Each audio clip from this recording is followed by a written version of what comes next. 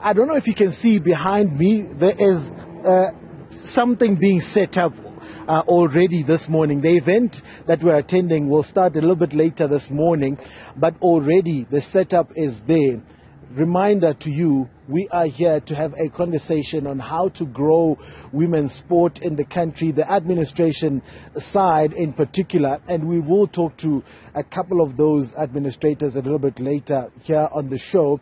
But at the moment, I'm joined by someone who knows how women's sport is in South Africa from a player's perspective. In fact, a national team player, Tumi Sekhukhune, is joining me this morning. She was part of the Proteas Women team, or the Momentum Proteas, that went all the way to the final of the T20 Cricket World Cup, which was held in 3 of our cities earlier this year. Tumi, thank you so much for your time. Let's first start there. I can't talk about anything without talking about that experience of the World Cup for you in particular. How was it? Thank you for having me. Obviously, it was history making, being in home soil and World Cup and playing in front of all these fans and families. And I think the girls were just very excited to be a part of that. And I was also excited to be part of that 18. So yeah, it was just a great experience. I mean, it was just heartwarming. And also, it was heartwarming and heartbreaking. To get to the final and not lift the trophy, unfortunately, in front of the home fans, like a sold out, if I'm not mistaken, Newlands on the day. Yes, it was very heartbreaking. I think we've always worked towards getting over that line of the semi-finals and playing against England. We've played against England, I think, I don't know how many times in the semi-finals, which I think we overcame that and just played our game. And as you've seen with the fans coming through, the support, the love, I think that also made the girls to kind of play for the country, for the fans, and for the love of the sport. Well, unfortunately, South Africa didn't win that trophy, but you definitely won the hearts of a lot of people, not only those who do follow sport, but everyone in South Africa was rooting for the Proteas on that day, and we continue to support and hope that the team gets better, which is one of the reasons we're here.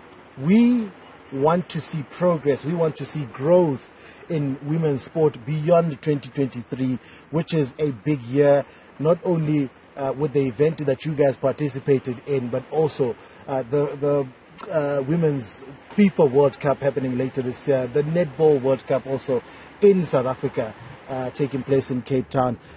But are you, from a player's perspective, seeing that positive switch, that positive shift in how South Africans are dealing with women's sport?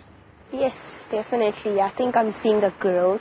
To just think about where we came from not getting professional contracts to getting professional now, and earning match fees, which is quite close to the men's, and it's just quite exciting to see that also in other sporting codes as well, that netball is growing. I've seen their contracts now, they're going to start their contracts. So it's quite exciting to see, looking back at Banyana, how well they did last year, and it's just great to see. And also we appreciate, I think, the fact that now women's sports is getting the coverage that it deserves now.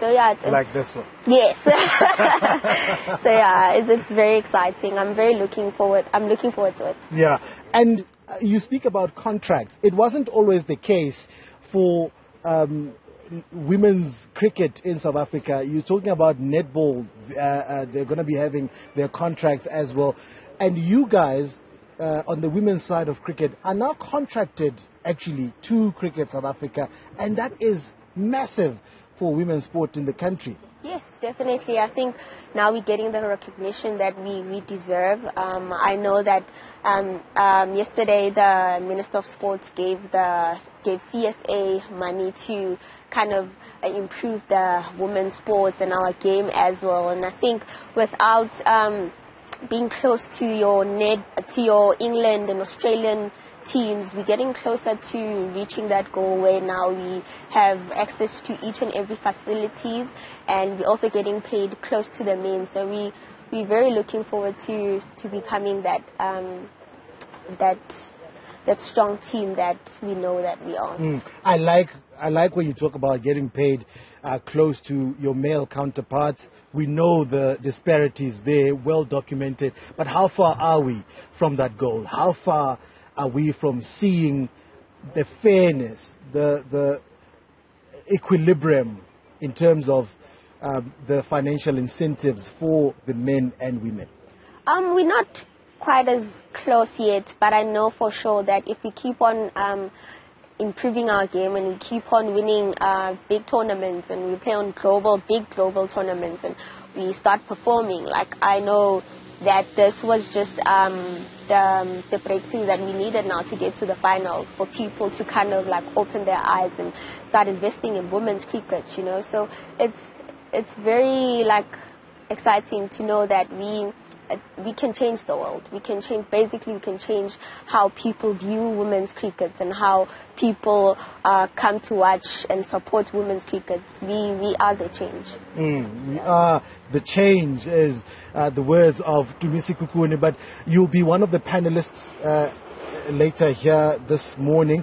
What is the most pertinent thing that we need to put on the table? What is it that needs to be discussed urgently to make sure that we grow beyond 2023? I think mostly I just want to talk about the minimum wage that women get. I think we play a professional sports, and I think even other sporting codes, they're very professional, and I think it's time that now that we get to get what we deserve, because we also travel 3 months without seeing our families and friends, and we're getting professional. So I think it's the same as men. So it's just time now that we get at least closer to that step where we get paid the same as men, or even half. So yeah, that's literally what I want to speak about, discuss. All right, Tumi, we'll catch up with you throughout the morning. She is a Proteas or Momentum Proteas bowler. And she mentioned earlier that Minister Zizi Kodwa gave Cricket South Africa money to plow into the development of cricket, women's cricket in the country. She forgot to mention that they also got a little bit of something from the minister. We'll talk about that later.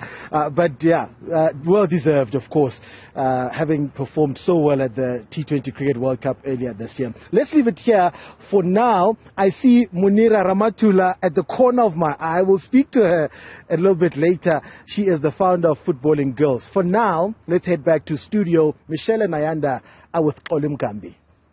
Yeah, we'll have to wait for your next interview, even though I know you're itching to do that interview, Benjamin. But